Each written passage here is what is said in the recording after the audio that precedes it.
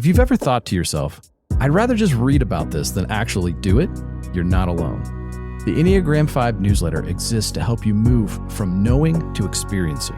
Every Saturday, you'll get insights designed to help fives grow without overwhelm. Sign up for free today at enneagram5.com/newsletter or visit the link in the description. Now on to the show.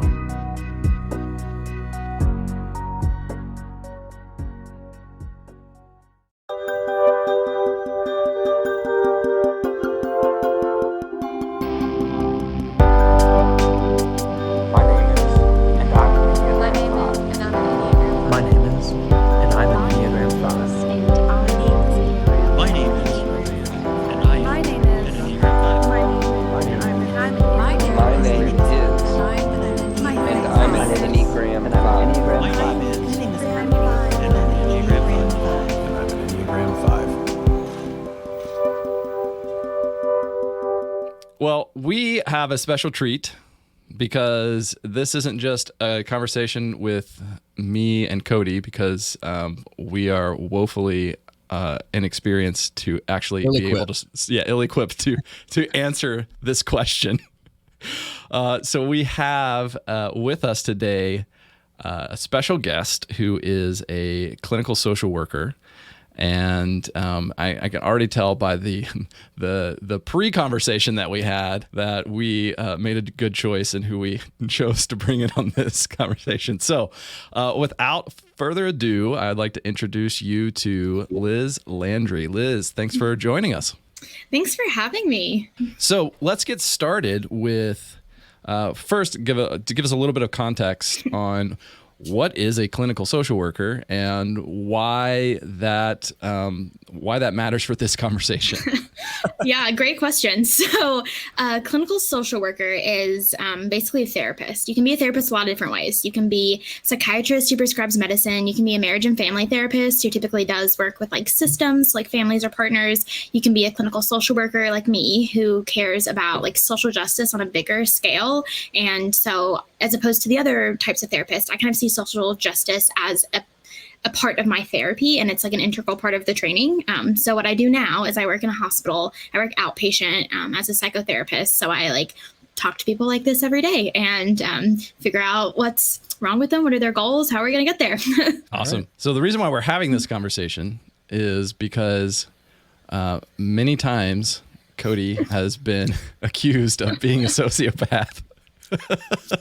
Can't imagine why.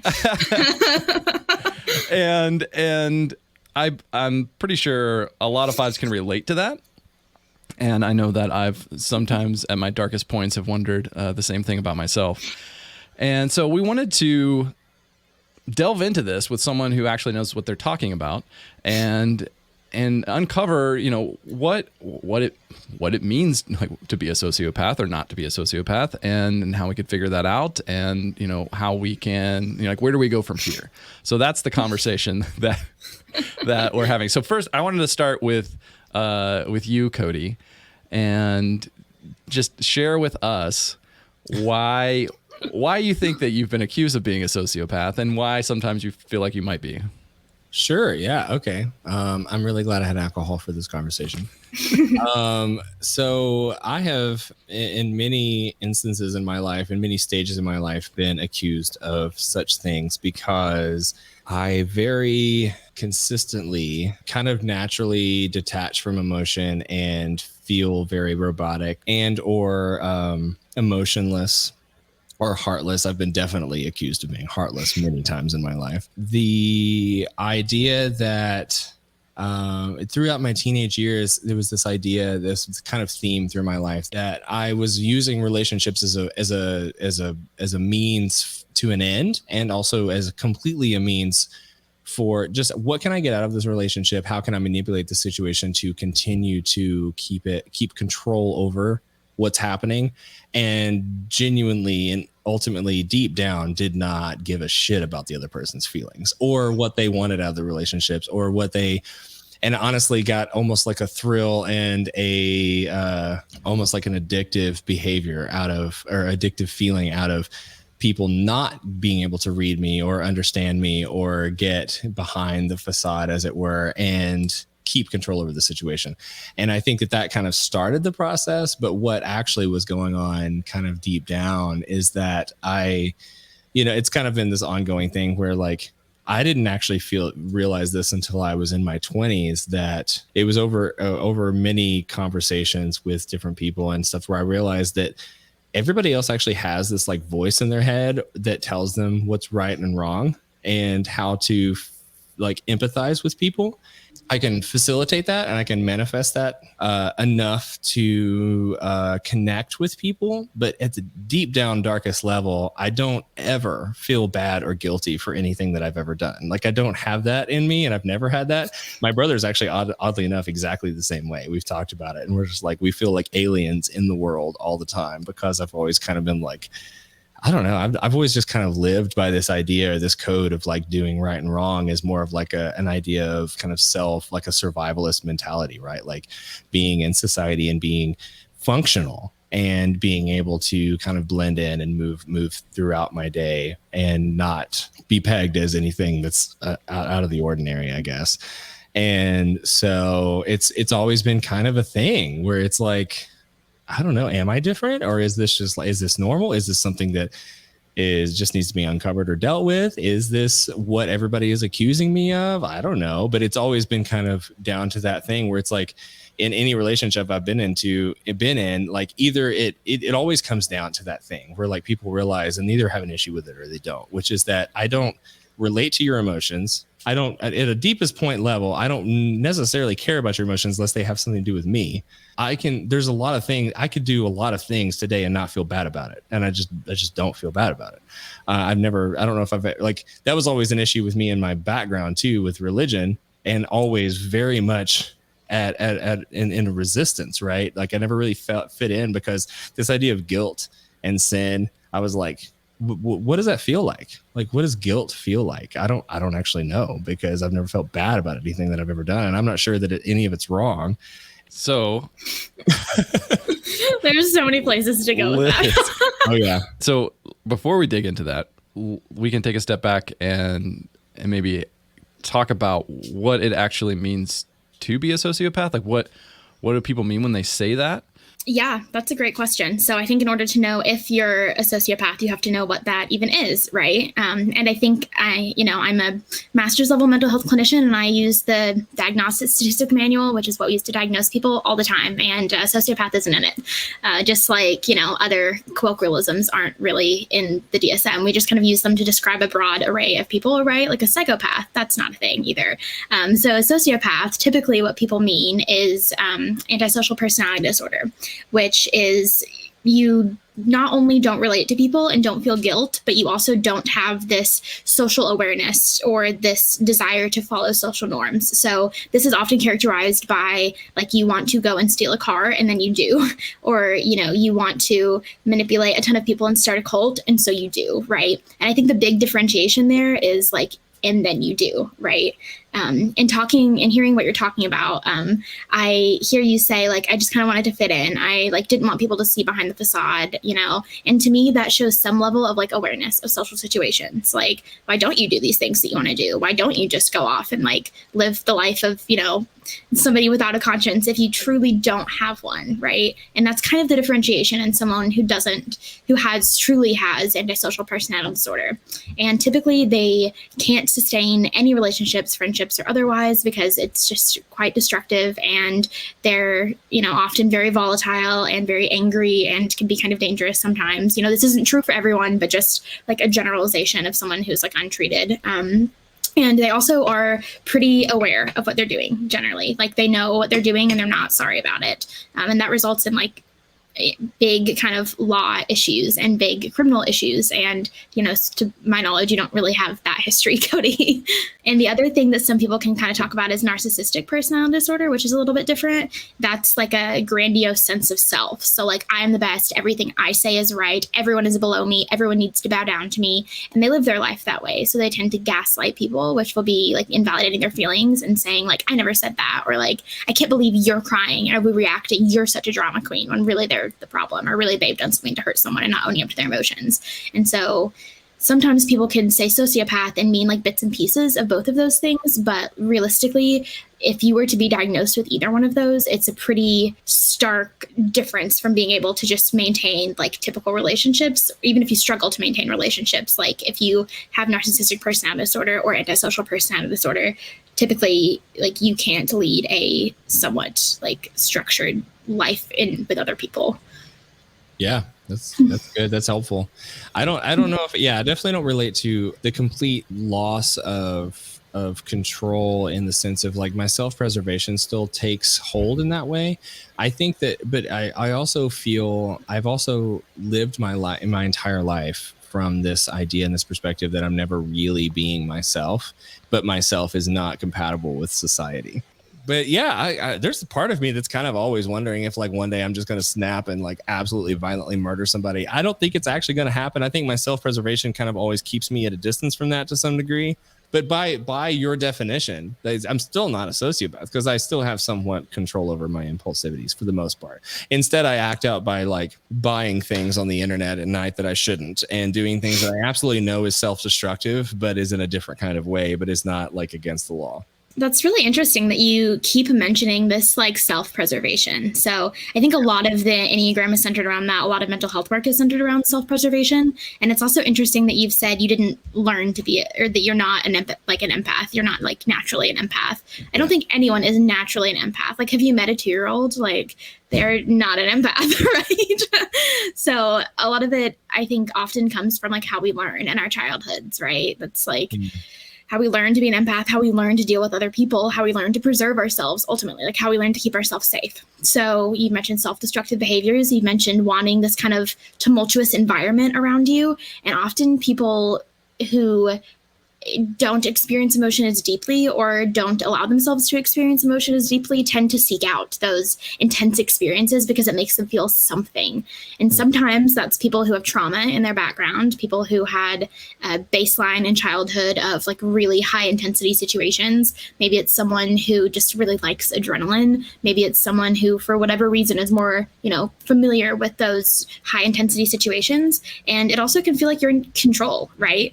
Like that's what every 5 wants, is to know what's going on. And even if it's shitty, you know what's going on because you're in control, right? So if you can't control it in the way of knowing it, you will want to control it in the way of creating havoc, because that's still your havoc and still safe for you because it's known. And you're able to recognize that it's self-destructive, but also it feels more comfortable because you know what's going on. Sure. Yeah. I think that's definitely, that could be part of it. I didn't really experience any kind of like childhood trauma or anything, except for that my parents were very much like the type of people where like the world is bad. You separate from the world. You can't trust anybody in the world. Like it's this kind of like weird separation, but that separation also causes like a certain view of the world in which people kind of stop being people. They start being just things that you do to use to get what you need. And I don't think that my parents did that. Obviously, they didn't do that on purpose. But me and my brother are both very similar in that way, which is like we've never really fully understood this idea of like feelings and people who are very feelings oriented. And it's really crazy because I'm with somebody who is incredibly feelings oriented, and she gets that. She fully understands that when she is crying and she's really upset and she needs me to like hold her and say it's going to be okay, that like deep down, I don't know if I really mean it. Like I'm just like, please stop crying.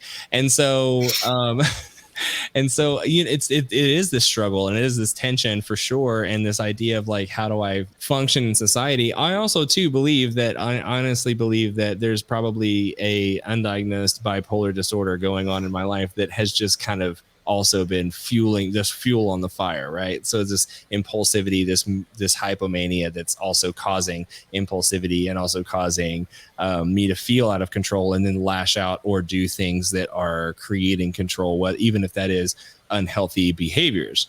And I think that was much more the case in my life a few years ago, and in the last like 2 or 3 years, both self-awareness and the desire to feel less dramatic in my life has caused me to just kind of mellow out and just kind of in essence kind of live in my head more instead of acting out and choosing to act out the things that I feel or think or be impulsive. I think has been the majority of where my inner energy goes to.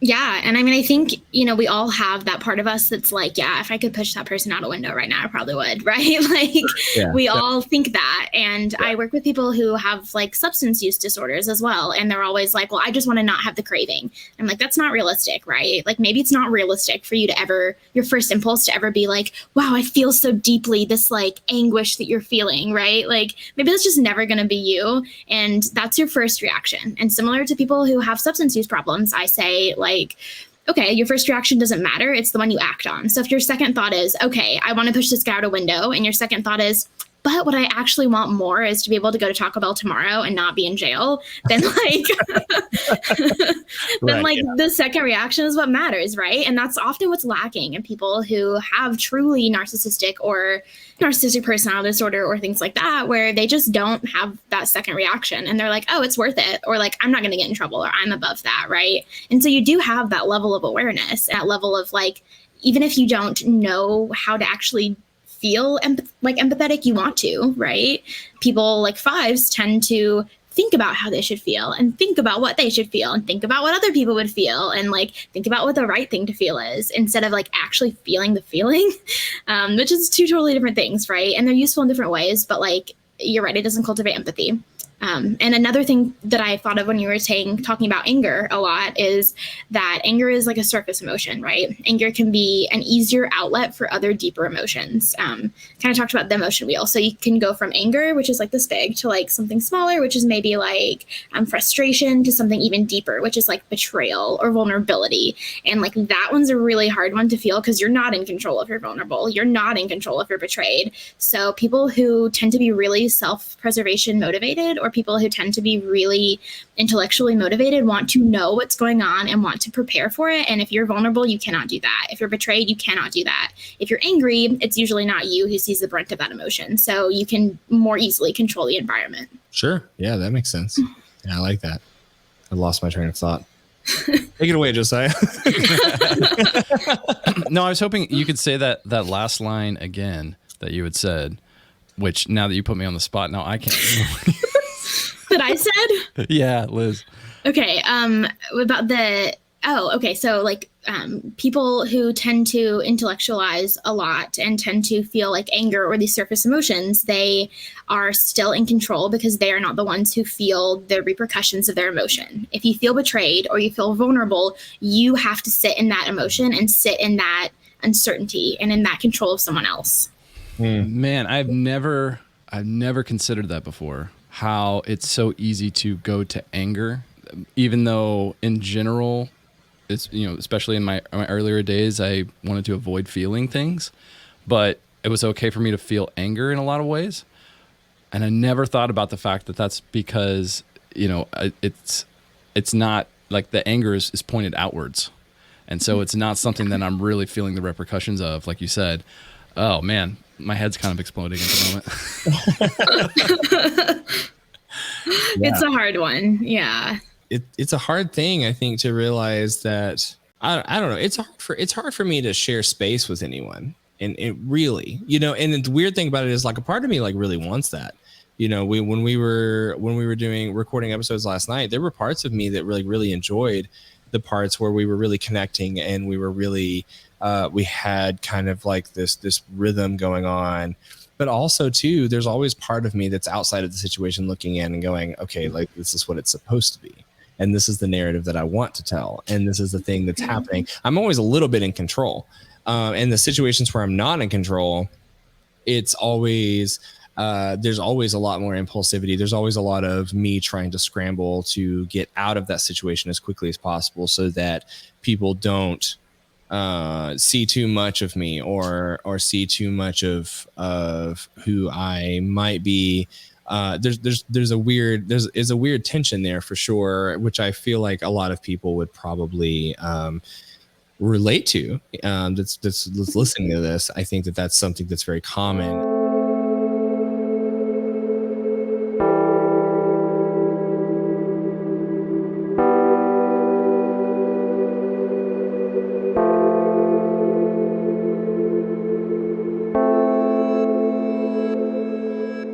Define, so if somebody is called a sociopath, and is listening to this and maybe call that, or maybe even feels like maybe that's what I am. And we've talked about that a little bit. And like this idea of like, okay, well, maybe that's not actually the term. Like, what are some of the things that people are experiencing? Like, maybe like we can use me. I'm fine. We can use me as the full on, like the case study, the case study.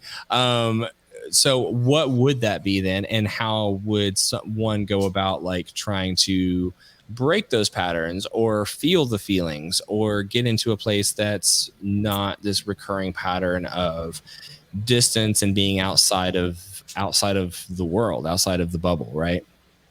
Good questions. Yeah. So I kind of want to preface all this by saying, like, typically diagnoses don't come this quickly, right? Like, you want to get to know someone pretty well and like take this with a grain of salt. And this is like not a clinical assessment. But, you know, I would say that it seems like you're emotionally unavailable, right? Which I'm pretty sure you're aware of, which can be a self-preservation thing, or it can also be, you know, you just have never been taught how to express those emotions.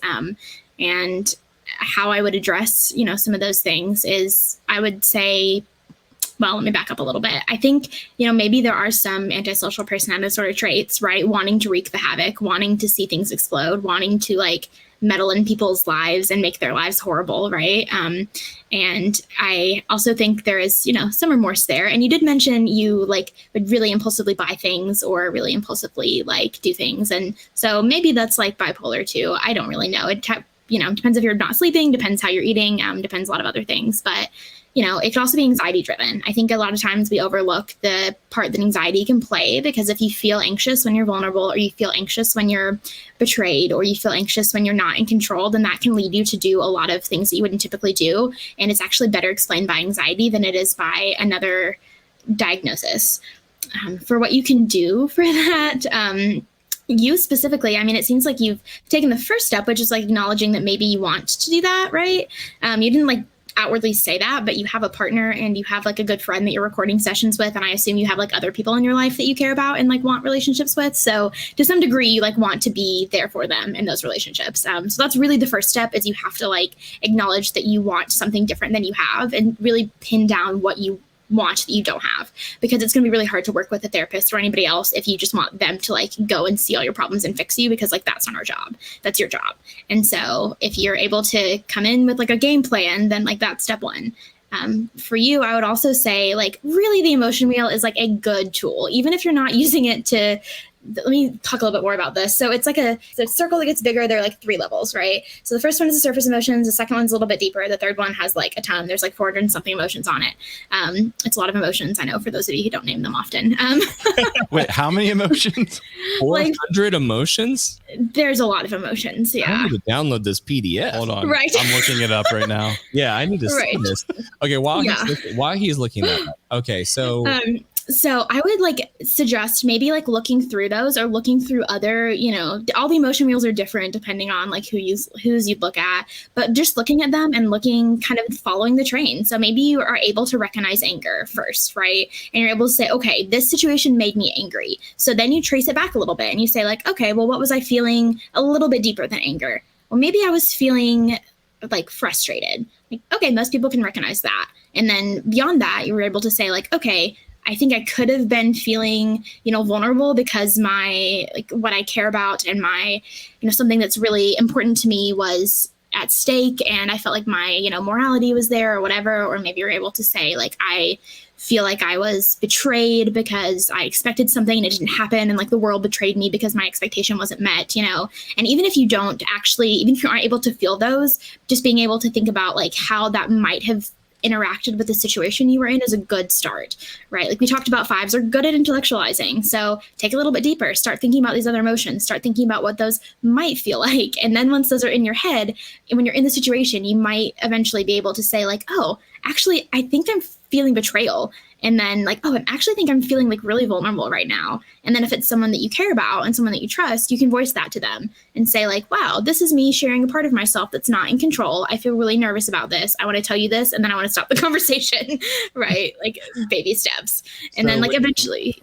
Okay, so just to recap, because this was probably a really big bomb for most people listening to this. So what you're saying is, it's not that we're not feeling the feelings generally as fives. I'm going to generalize a little bit. It's not that we're not feeling them; it's that we don't have the reference for those feelings. So we feel these things that are basically untitled files that are filing into our file system, and we don't know what they are. So we put them in the uncategorized folder. But if we even intellectually create the file, I'm gonna use this as an analogy with computers, because maybe some people might be able to. I can get this because as someone who's a DJ and also like someone who does music, this makes sense to me. The way that you can have a sound file, but that sound file doesn't mean anything. It's just a title unless it has the root path to the actual file. It doesn't matter. It's just a name. It's just a thing. It's an empty nothing until you have this root path to the actual file that does something. And then you're like, oh, okay, this actually makes sense. And I feel like that's where my mind went when you were talking about this, which is really interesting to me. This idea of like, we feel all these things all the time. We just don't know what they are until intellectually we can try to intellectualize this idea of like, oh, this feeling looks and feels like this. These are the symptoms of this feeling. So then when later on we can try to train ourselves, I guess, in this idea of like, when we're feeling this thing, oh, wait, some of these symptoms fit this. Is this what we're feeling? And that's kind of what you're saying. Yeah, definitely. I didn't track all the computer language, but I think that was probably a good analogy. Sure. Yeah. Well, and you can. There's a lot of ways you can say it, but basically, what you're saying is like obviously, everybody feels feelings, right? Like I feel feelings. Right. I have very much like feelings. Most of my feelings are self-centered, I will say. I know that, and I am able to acknowledge that to some degree. I will say the majority of the version that I gave in the beginning of this episode, I gave kind of anecdotally, because I feel like I've actually grown a lot in the last 2 or 3 years in a way that it does create the disconnect with how I've described myself and how I am actually now is the fact that I have self-awareness that I didn't have 3 years ago or 4 years ago or whatever. And so because of that reason, there is a disconnect there, whereas I spent the first 30 years of my life having no self-awareness whatsoever and just completely just like, I was just this, I don't even know. It's just like this thing that couldn't be controlled. Like I was AWOL all the time and was awful and terrible to every human being in my life. And then there's a certain point where I realized maybe this is actually like not the existence that I want in the time that I have on this earth. Right. So I start exploring this idea of like, okay, well, people feel all these things and people have all these feelings and all these thoughts and all these dreams. What does that look like? And what could that look like in my life if I were to feel those things? And I started there and decided, okay, maybe I have felt those things. I just didn't know what to call them. And so I definitely kind of track with that and feel that for sure to some degree. I still constantly have things. So I'm like the partner that I am with, Madison, she has 2 moms who are amazing people who are very sensitive and very they're very much like the 2 halves of who she is as a person, and she is literally in every way whatsoever the antithesis of me as a person. And we've talked about that to some degree. Like we talked about like in the first season of this podcast, we talked about like how like this is actually really great analogy is like opening presents. I've brought this up a few times, but literally this is like my hell. This idea of like sitting in a circle and like everybody like just feeling their feelings over a present and really expressing your emotions in this reaction of opening something that you didn't know what was in the box, but you're opening the box and you're like, oh my God, I can't believe this is so great. I love this thing that you gave me. Oh my God, give hugs all around. Right. But for me, I'm just like, cool. And honestly, it's not exclusive to this situation. My parents also thought every single Christmas I hated everything they gave me. It's always been a theme in my life because I have no emotional reaction to anything that I've ever done, unless I'm very passionate about it and I'm on a one-on-one conversation. A good example is right before I came here, I was at my last account for work and we were over drinks, having this very intense conversation about podcasts, oddly enough, and different topics and things that you could do for podcasts. And I was very passionate. I was very emotional and very engaged in that situation. So obviously somebody who has this like disconnect from life would not feel the need to be so engaged and so passionate and so putting their emotions on the line in certain situations like that, I would imagine. And you can correct me if I'm wrong, but yeah, no, I spent most of my life thinking I was a sociopath. I don't actually think that I am. And over the last 3 years, I definitely don't think I am. I love the allure of being a sociopath. I love the idea of it. And I also love the profile of that and deeply want to be one to some degree. But I'm not. I know I'm not, because I have self-awareness and I don't kill people. I just want to. So if you ever get subpoenaed to court, this is really going to be a great soundbite. Right? Yeah.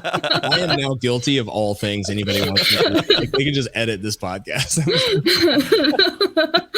I've been more honest in this particular podcast than I've ever been ever, I would say.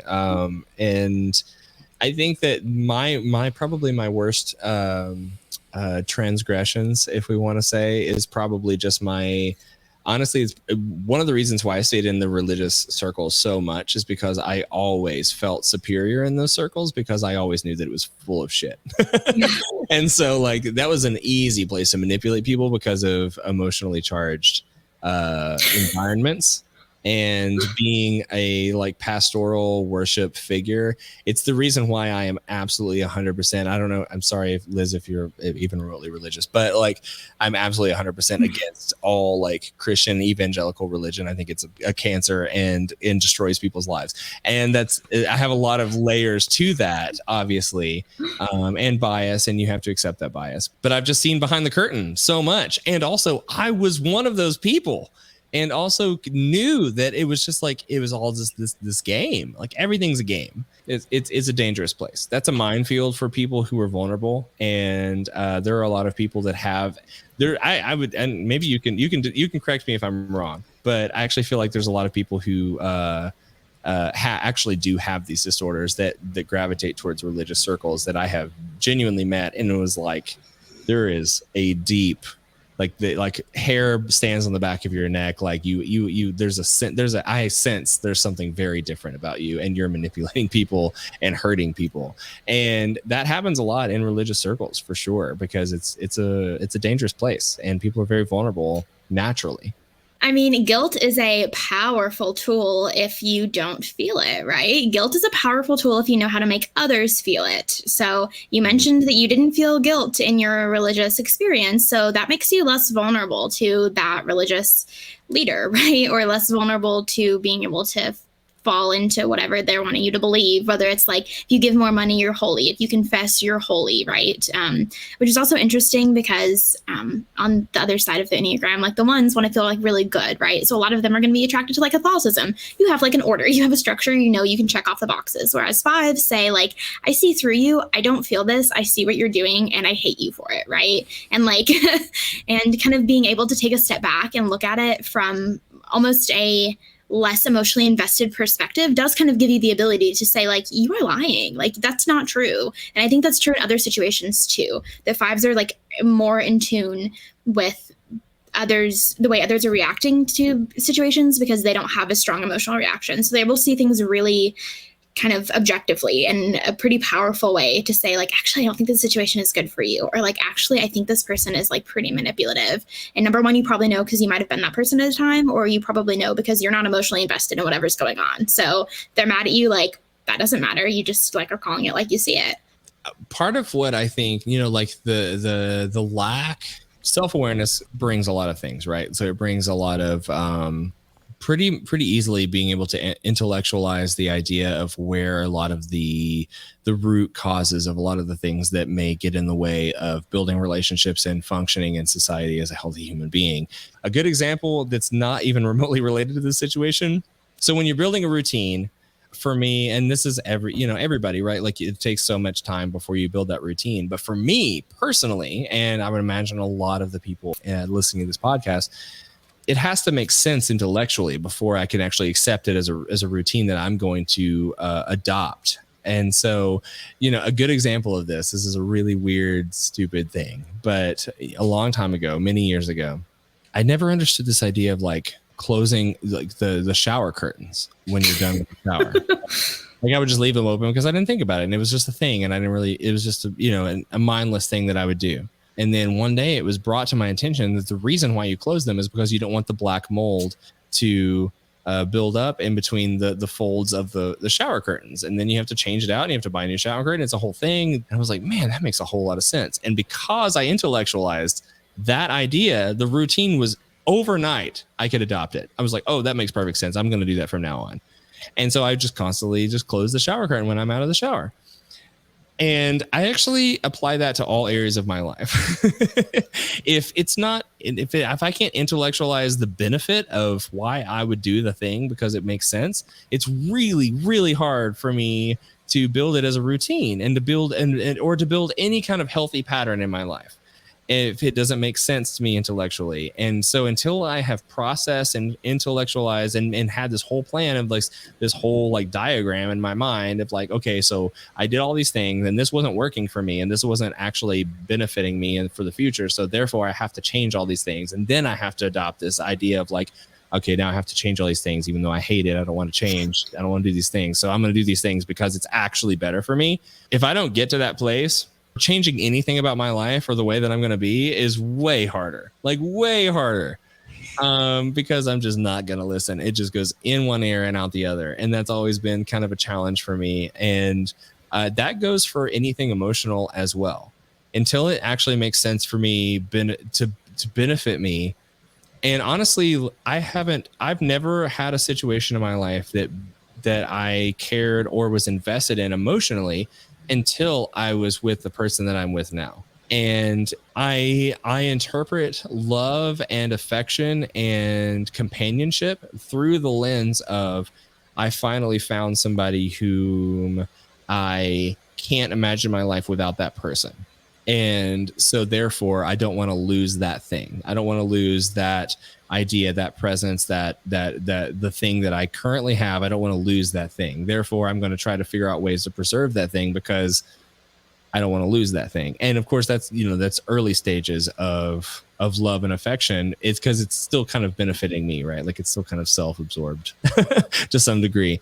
But because of that reason, in small doses and in small steps, I'm trying to figure out how to preserve what I currently have, and that very, very small, minuscule steps leads to this idea of like, okay, so I have to do these things that care about another person or do things that make that other person feel special or feel loved or whatever.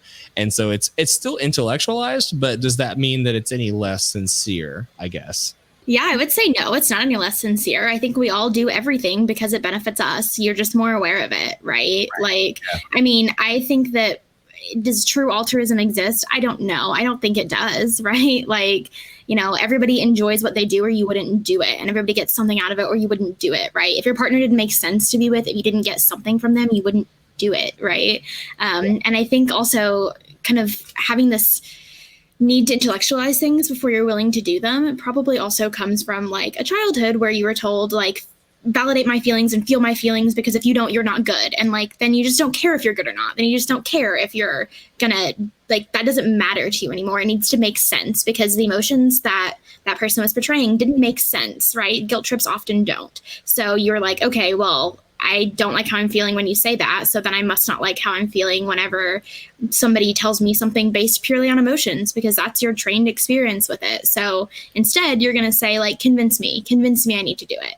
Convince me that I want to keep this. Convince me that I want to make you happy, because when I've tried to do that in the past, it's number one, not been enough. And number two, left us both feeling shitty. So like, no, prove to me that this is worth putting my effort into, right? And I think, some people feel like really wholeheartedly infatuated in love, and that's fantastic for them.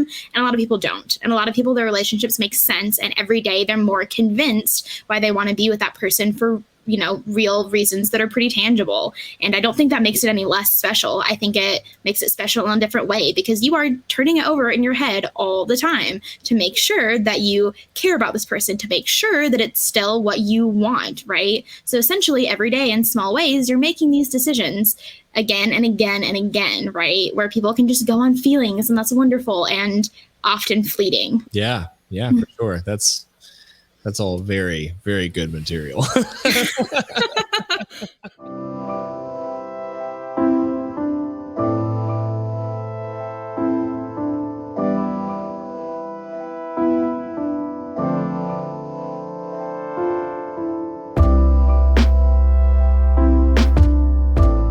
I mean, we all know that our parents shape us, right? And we all know that our childhood shapes us, and that's not a crazy thing. My mom very regularly says, like, I just hope that I was a good mother. I hope I didn't ruin you as an adult. And I always have a hard time responding to any version of this, because I'm just like, I mean, yeah, you did shape me. You did cause the things both good and bad in me, right, as a person.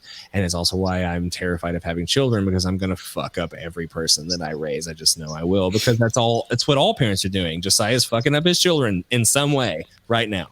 And that's what everybody this does. Very second. Yeah. This very second. by talking to you, Cody. And somehow I'm probably fucking them up too from a distance, and I'll own that, because it's fine. But it's part of society. It's part of what we do, and it's part of how we how we live our legacy and live on forever. But humanity is flawed, and so I think the hard part of that is owning that, and also owning that within ourselves, and also our parents owning that, right? Like, I think that's a thing where it's like it's inevitable. You're gonna fuck up. You're gonna make a mistake, and you're not gonna be perfect. And as people, we're gonna be imperfect. And I actually think that fives have a hard time with that, just in similar ways that ones do. Ones like have that perfectionistic thing, right? I misidentified for a long time in my life as a one, because I thought, one, I was coming out of a religious world, right? So an idealistic mindset was easy to misidentify with. But also, two, fives have this kind of not talked about perfectionism within their own selves, where they hold themselves to this standard, because whether they have a narcissistic, it's not like a narcissistic disorder necessarily, but like fives have a narcissistic leaning a lot of the times, right? And I've definitely had that. But I also, because of that reason, I'm so passionately infuriated by real and pure narcissism. To the point where like I could like passionately beat someone to death who really has narcissism, who really gaslights. Like, I do have idealism. I do have a moral compass to some degree that I choose to live by, that's actually external from how I feel or think. That I'm like, you know what? These are the things that I want to live by, and I'm going to choose to live by these things. And it's actually more intentional because of that reason. It's not something that's coming from within, where I'm just like, it's not some God who I'm reading and saying like, these are the things I'm supposed to believe or not believe. It's actually a set of principles that I think actually is for the betterment of all people around me and for myself. And I'm going to choose to believe and act on those things. And because of that reason, there is this moral compass to some degree. And if I don't abide by that, it doesn't necessarily make me feel bad. I just know that I'm now not acting within the realm of getting along with my community, if that makes sense. So I may not feel bad about it, but also I know that if I'm going to continue on and have a community of people that I do care about or care about me, and then I probably should do these things. And of course, we could go on and on about this. It's interesting how you can just be in your head about that. And just, I get lost in idealism a lot. And I think that that's because of the fact that it's so intellectualized. And that's actually where I find goodness in the world, as well as all of the bad in the world. That's the black and white, is the idealism. And which is why it was so easy for me to identify as a one when I was deeply and truly a five. And I didn't know it until after I was out of religious circles, I think. And so that was a really interesting thing. I don't know if anybody else has ever had that kind of journey, I guess, but I feel like that's something that doesn't get talked about enough is that fives still feel this sense, I think, of idealism from my experience talking with other fives, and this idea of like, we can still fight for the things that are right, even if we don't feel the empathy to be involved in the trenches of those things and be on the ground fighting the front lines with those people. I think I still feel deeply what is wrong and right in the world and identify with those things and want those things to be true. Yeah. And I think that, that goes back to asking if the love you have now is any less true because it's not, filled with infatuation. Is your goodness in the world any less true because it's not filled with empathy and filled with like this heart-wrenching, like gut-pulling compassion? And no, I think it's not, right? I think you're kind of good in the world, for lack of a better word, is truly thought out, right? You're saying, I want to make my community better, and I'm going to take intentional steps to do that, right? I want to be a better person to leave a better legacy, and I'm going to make intentional steps to do that. And that's like not a level of cognition that a lot of people can get to. And I think that's not a level of cognition that a lot of numbers reach. Like you think about fours and they're like, ooh, I'm passionate about this thing and I'm going to love it so hard, right? And like, that's great and so needed, and not what a five is ever going to do. Like, like that's just not the good a five is going to do in the world, right? Like, right. It's going to be like, you're loving that so well and not systematically. So like, let me help you, right?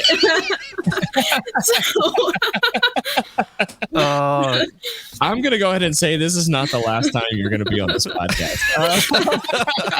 I'm honored. Thank you. Yeah, no, I think, and it's fun too, because like my day today perfectly exemplifies what you just said. Every personality and every shade of every number has a place in kind of the way things work. And just the way you said, like the way fours and fives interact, Josiah will obviously relate to this way more personally than I do.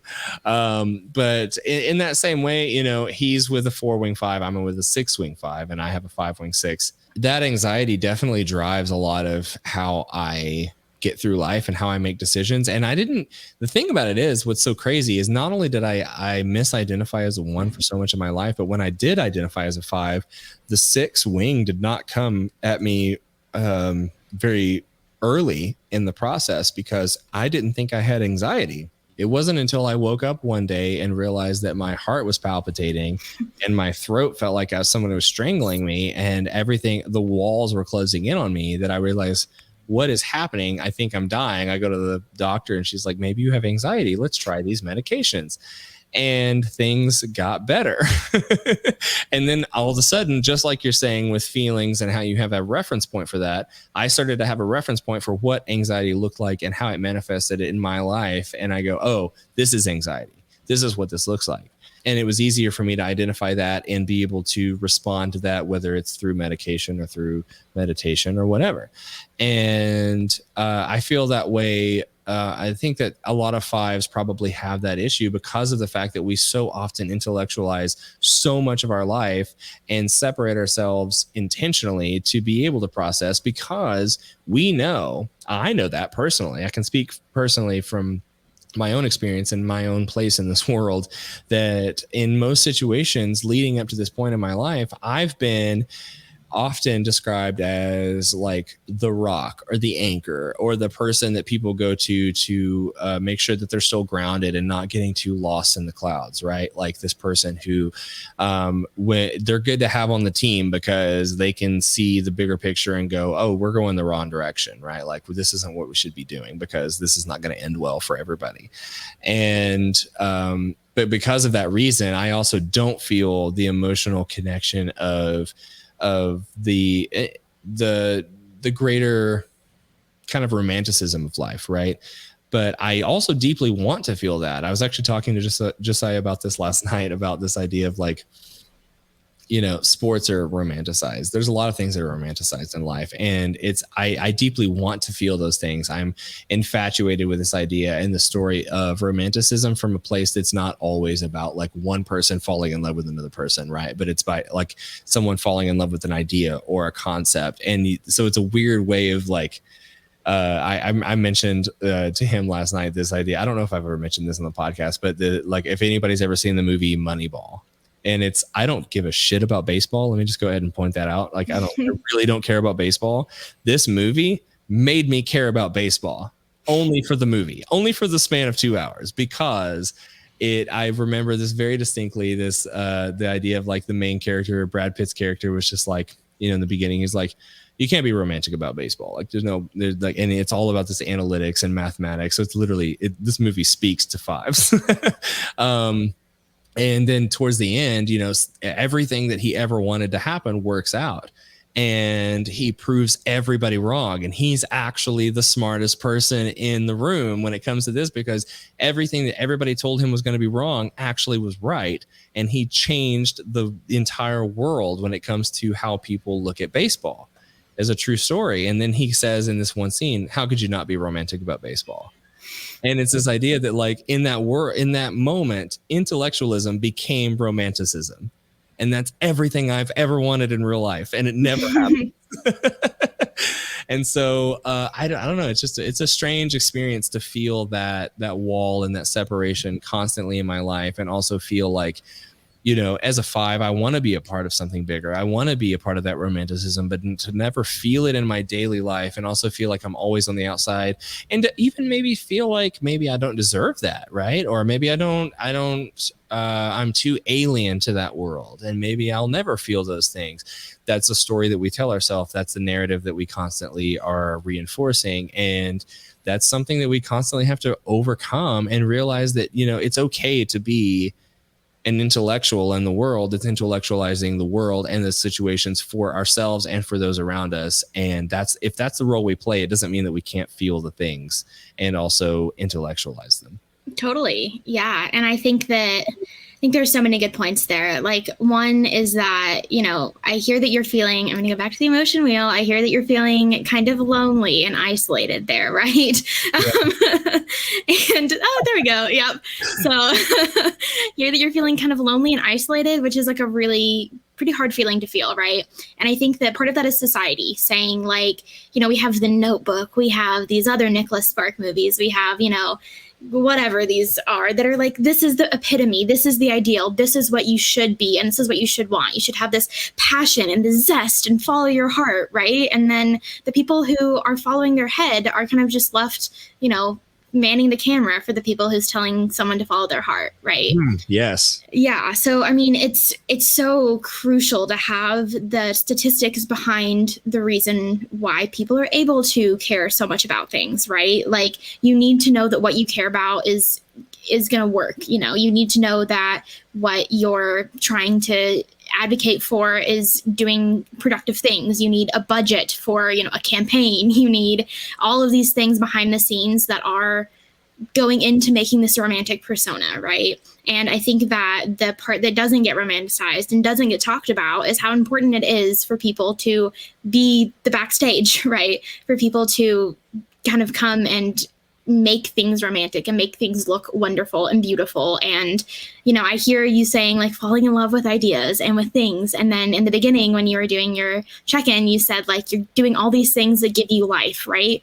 That sounds pretty romantic in ideas, right? That you're getting to like dance and intertwine your life in all of these really interesting, incredible ways, right? So maybe society is saying that you should feel isolated and you should feel different and you're not romantic enough. But it sounds to me like you've carved out like a pretty romantic way to interact with life and interact with these things that you care so passionately about, even if the way that you were raised and the way that you were, emotionally cultivated does not behoove you to feel romantic towards other people. That doesn't make it any less of an important romantic feeling to cultivate like the betterment of the world through like ideas and things. Sure. So yeah, I hear you just saying that you like care so deeply in a different way. And it's really exciting to hear you exploring that, like however many years in and kind of growing through that, because I think really that's where you find joy. And really that's where everybody at some point finds like how they want to live their life. Right. And like stops living in their shoulds and starts living in what they actually want to. Yeah. Yeah, for sure. And I think that's really important too, that this idea that we can break away, like our parents mean well, right?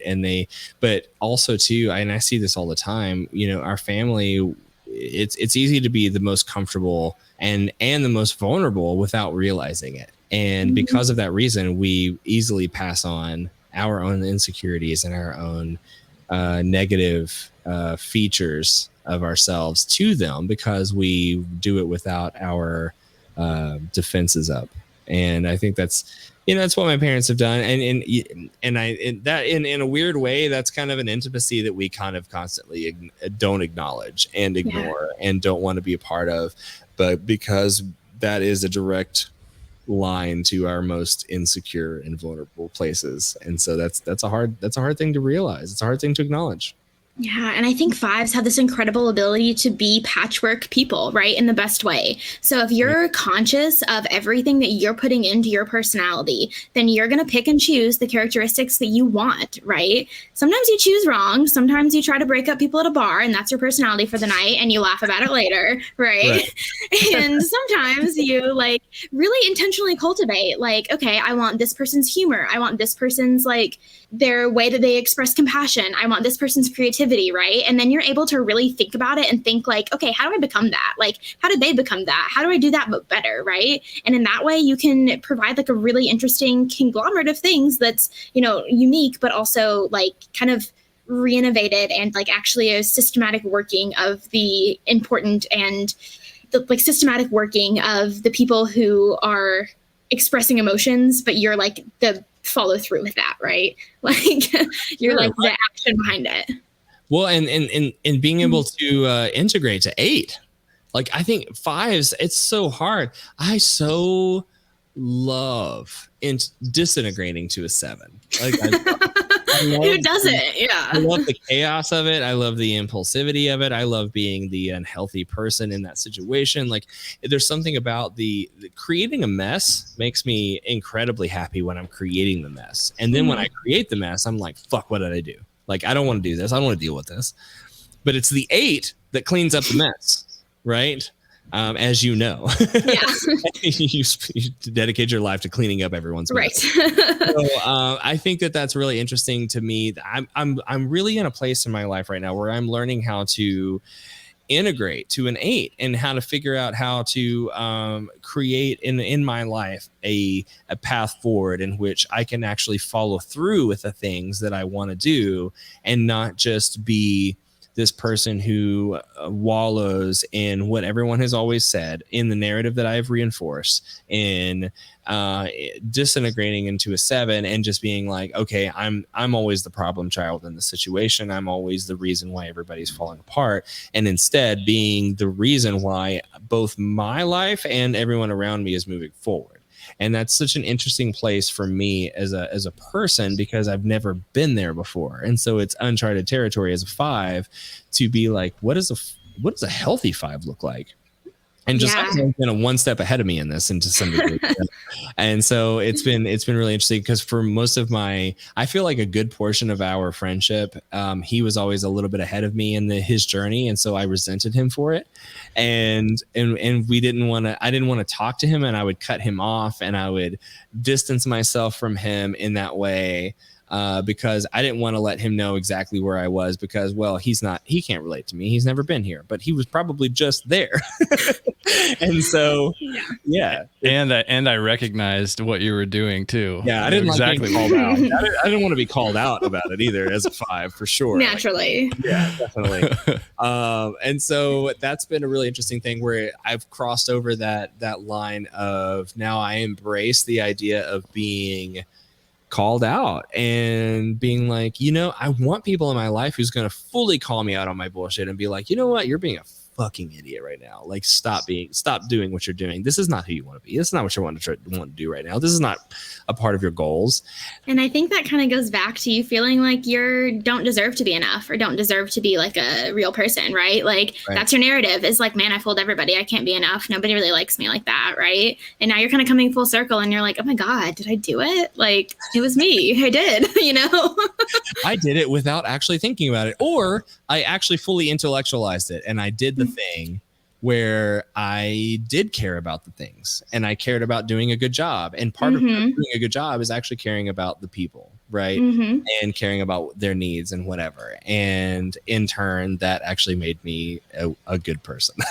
Yeah. Some people have to feel first and then they're allowed to think about it. And then some people have to think about it and then they can feel it. And both are fine. I just think that one is talked about more than the other, right? The former is typically what we tend to lean towards, and fives don't follow that track. And that doesn't make it any less valid or your growth any less, upward trajectory. It just makes it different. I think it's worth mentioning that specific thing. I think it's worth emphasizing as kind of we close this conversation, is I think this is a really good place to end it on, is that fives, I think that fives probably feel so alien and so apart, so swimming against the current constantly because of that exact reason. Society has this standard of like, you feel the things and then you intellectualize, right? Like all romantic comedies show this, right? Like we feel the things, we get into the situation, and how did we get here? And now we have to think through it with our best friend over ice cream or beer or whatever. And that's the opposite for fives. We intellectualize first and then we decide that we can feel. And that doesn't mean that it's any less authentic. It's actually, and if someone can see it in the right light, it's more authentic to some degree, right? Like we really thought out what we were going to feel and we chose to feel it anyway. And that's a crazy and ridiculous thing that could happen. It's a miraculous thing that could happen in humanity, that we could choose to feel the things that we feel instead of feeling them and then having to deal with the repercussions afterwards. And that's maybe why we feel different from everyone always. It's not that we don't feel, it's that we feel after we've chosen to feel that way. Yeah. And that you think about it and you still choose to feel that way is pretty remarkable, because some feelings are like not great and some feelings are really vulnerable. So I would say, if a five chooses to feel something for you or about a situation, like don't take it lightly, because they've thought through it and they've thought through the possible repercussions and they've still chosen to do it. Yeah, for sure. That's a good place to end. I love that. Yeah, so we've gone way longer than I anticipated. Liz, thank you so much for all of your time. Liz, I have one final question that I wanted to sort of sign off with. Like if you could kind of take where we are, what we've talked about, and sum up, what advice would you give to fives who can relate to us in that sometimes we feel like a sociopath? If you could give any type of advice or encouragement of how to move forward, what would that be? I would say first, stop believing that you're a sociopath. You are not. You are just different in the way that everybody here is different, right? This whole community here of fives. And I would say that you should really think about what vulnerability you're scared of, and then think about what you have to lose if you don't feel it. If you're scared of that relationship, what you actually have to lose is a lifetime of happiness. If you're scared of the vulnerability within yourself to admit something, what you actually have to lose is getting to know and love yourself fully, right? Like you have a lot more to lose by not being vulnerable and not feeling your feelings than you do by feeling them and having whatever short-lived repercussions there are, right? So I don't think you're a sociopath. I think that you're scared, and I think that that's hard, and I think that there's hope.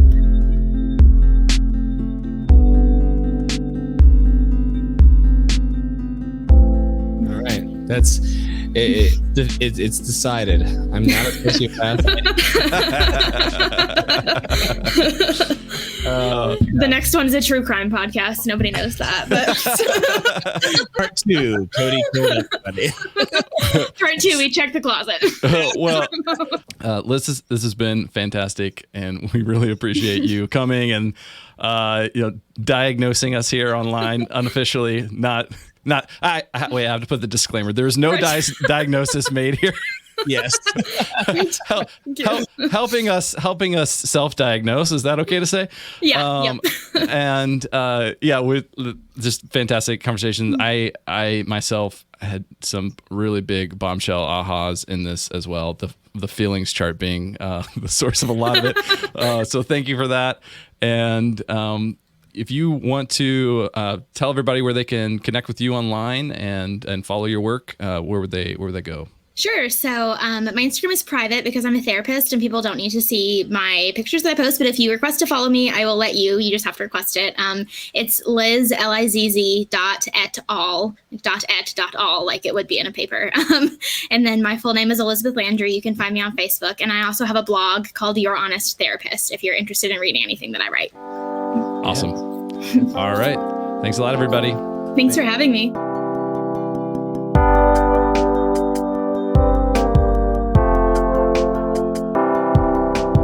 Hey, it's Josiah, and I wanted to say thank you for listening to this episode.